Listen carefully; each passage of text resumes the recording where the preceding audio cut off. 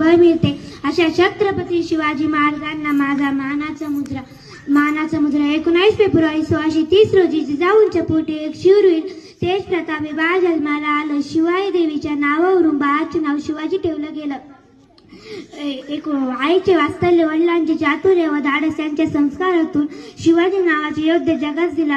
स्वराज्य स्थापनेची संकल्पना रक्तात रुजवली. मग राजे आयुष्यभर स्वराज्याची पताका फडकावत ठेवली. सुलतानशाही मुघल या क्रूर सत्तेला गाडून टाकून स्वराज्याचे तोरण उभारले.